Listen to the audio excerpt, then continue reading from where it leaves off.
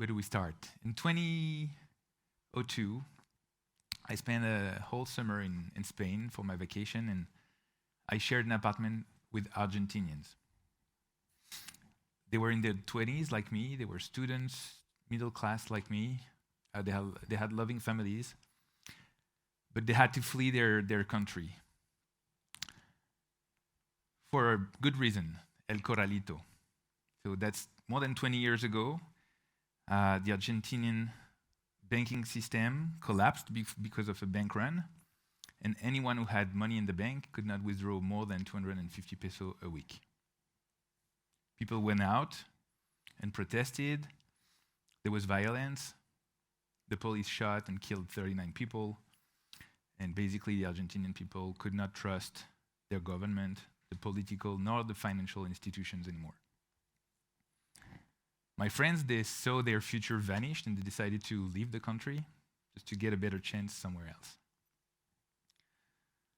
Over the last 20 years, I realized that what happened then in Argentina kept repeating itself in different forms. Whether Cambridge Analytica, the blast in Beirut, the riot over the Capitol, the elections in Brazil, global warming, it's become hard to trust political leaders, to trust governments, to trust financial institutions, justice systems, healthcare systems, big companies, media.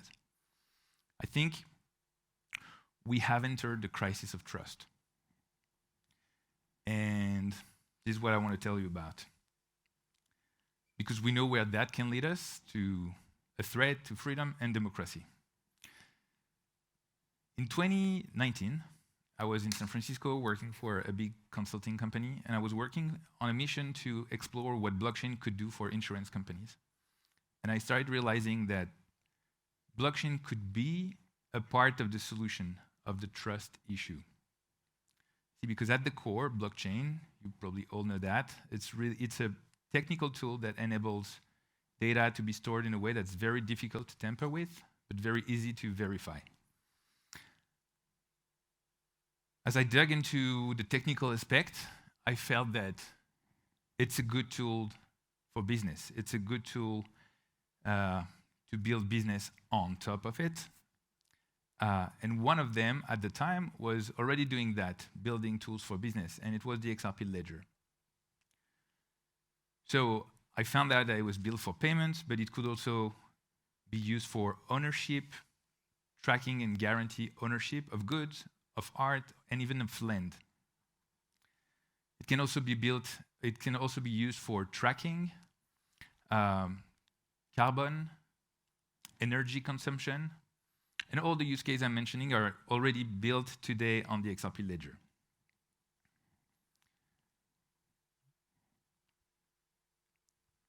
Open source can be divided into different categories. That is a book I recommend reading. It's called Building in Public. It was written by Nadia Iqbal. She came up with a very clever topology of open source projects. She says that some are federations with different layers of organizations. Some are stadiums with a lot of users and very few contributors. Some are chess clubs where all the contributors are also users. And some are toys managed by one person for a really small group of people. The XRP Ledger ecosystem is a galaxy. It's a galaxy of stadiums, clubs, federations, and toys. See, like a galaxy, it's ever expanding. Like a galaxy, it doesn't have a center. And it is composed of a lot of different subsystems that influence each other's trajectory.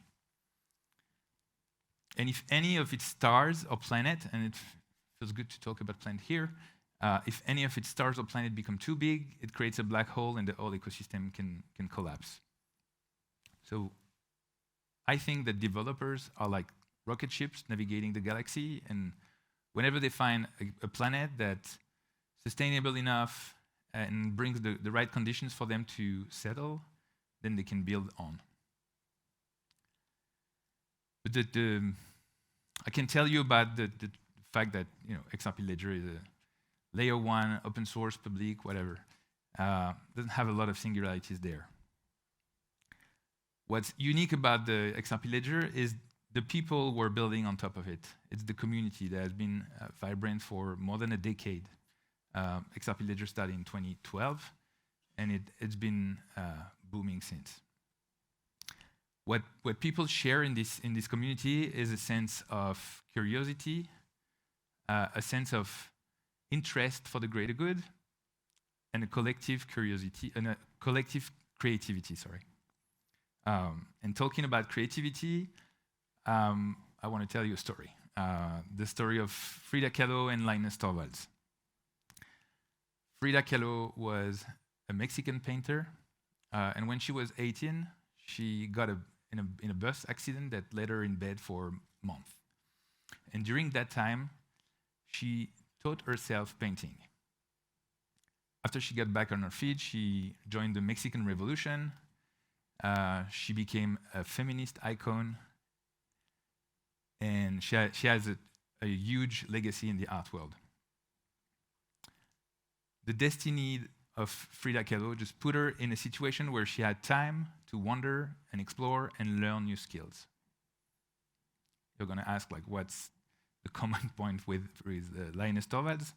Well, Linus Torvalds is still living, a developer who started working on an old Unix system that embedded a terminal named Minix. None of you have ever worked on Minix, I guess. He was very dissatisfied with the terminal that Minix offered, and so he started building his own. And at some point, he deleted the partition that on his computer that had Minix on it, and went full on building his own terminal. Later on, this terminal became the kernel of the Linux operating system that everybody uses today, that runs most of the servers we're running blockchain on. And later on, he needed a tool to share and to invite other developers to contribute to the Linux project and develop Git, a version control system that you are also very familiar with. What I'm telling you about these two people is that because either of destiny or luck or bad luck, they've had a huge impact on the world we live in. And what brings them together is that they're deeply creative.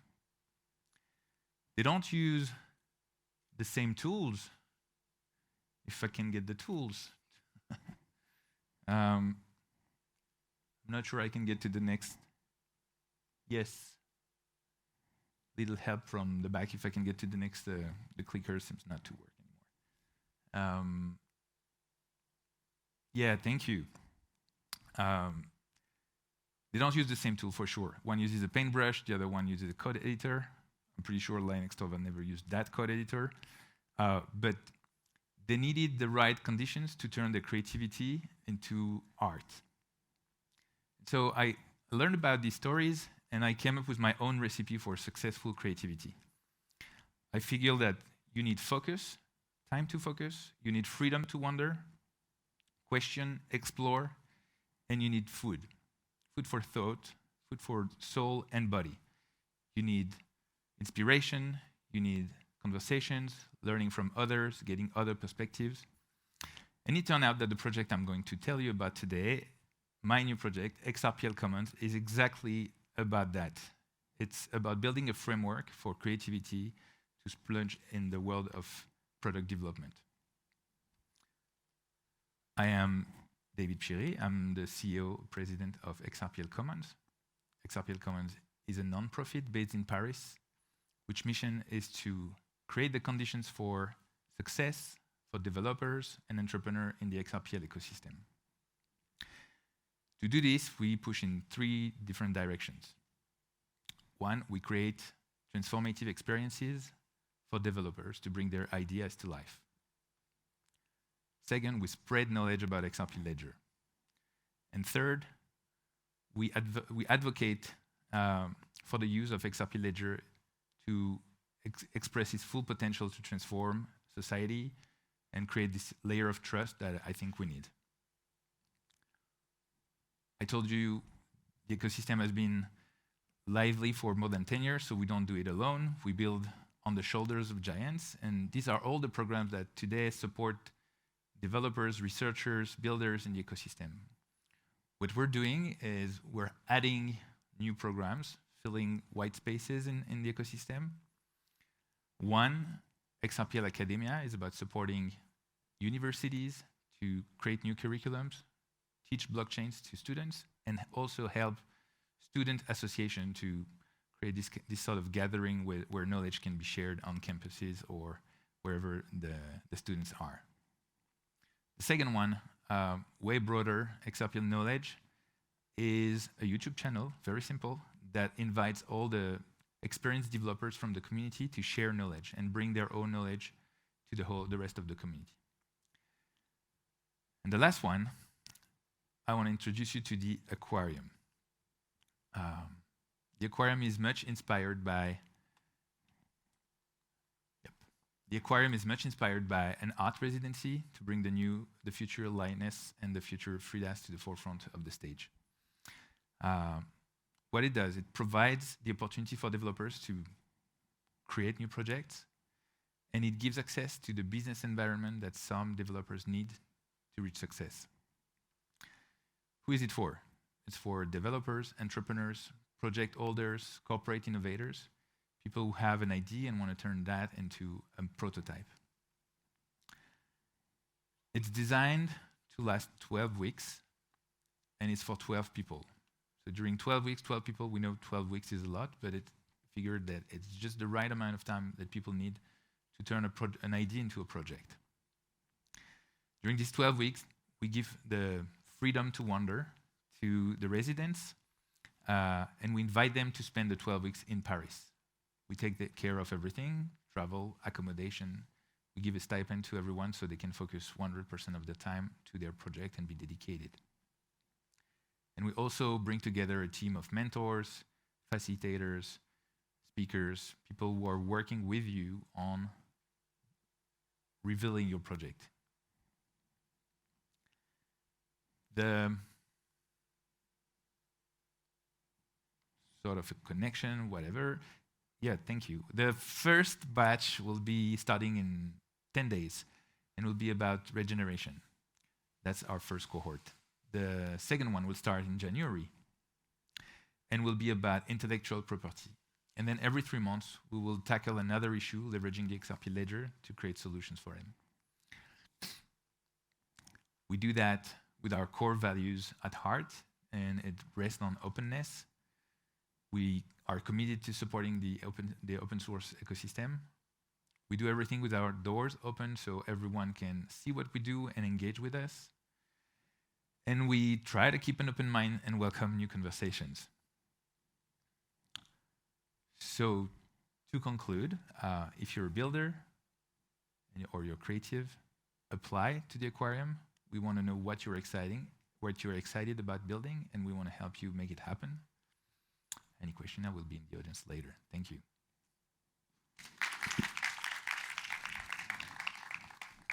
Just 1 second. So we actually have some time left in the agenda. So if you want to, we can have a Q&A. Absolutely. If there's any question about the residency or what Commons does. Hi. Hey. I was just wondering, how do you do the selection? Because sometimes you can have very talented people, bring them together, but the chemistry is just not working out. So how do you do the selection? How do you know that it's actually going to work? Yeah. So I'll tell you about the selection process, but also the experience. I heard the previous panels, and they were all talking about their business model and what they were doing, but no one really talked about the experience that they craft. So I believe, this is my core belief, that what makes a community stand together are the transformative experience that they live. Because the TUM Blockchain Club exists through a range of things, but this kind of gathering really makes it living. So how do we ensure the connection with all the residents will work? We have a commitment to be very diverse. So we're based in Paris, but we have, for the first residency, I think we have 7 or 8 different nationalities out of 12 people. We especially are planning to accommodate people, so host them somewhere in Paris, pay for their travel, so we can ask anyone from a developing country to come live in Paris, so they're not excluded. So it's broad, and then we have a process that's basically a vibe check. For the first residency, we had more than 50 applicants for 12 seats, and some of them had really great ideas, showed a lot of motivation, but the culture fit would not be there. We felt that, and we decided not to go with them. Some other did not have project, but showed a lot of positive vibe and wanted to work with other people, and so they got on, basically because they showed more motivation to work together with other people. But it's human chemistry. You cannot really plan, So it's a lot of how do you feel about it, a lot of personal questions. Why do you want to join? Have you ever experienced working with other people that you don't know before? And we have a program that's designed to onboard people and make them work together. So the first 2 weeks are very inspirational. We have a lot of third-part speakers who come and, for instance, talk about how do you work in a group of theater, for instance. How do you get a connection with other people in theater? We also plan to have trips all together, so people will have the time to connect with each other and see what projects they're more excited about. Regeneration is very broad and was purposefully chosen to be a broad topic. My hope is that during the 3 months, people will get together and cluster around ideas. So at the end, we don't have 12 projects asking for a grant, but we only have maybe 6 or 7 of small teams coming together. Interesting answers, actually. Thanks. Do we have another one? Maybe. Well, I'm glad I answered all the questions. Okay. One remaining, maybe. It's pitch black for me. I don't see anyone. I would love to know where exactly in Paris it would be, and how the accommodation and working times look. Yeah. So our headquarters is in the Marais, near Centre Pompidou. It's what I now call the golden triangle of Web3, because so many companies in Web3 are in the same area. So this is the frame we provide for work is basically our office space. It's, I would say, beautiful.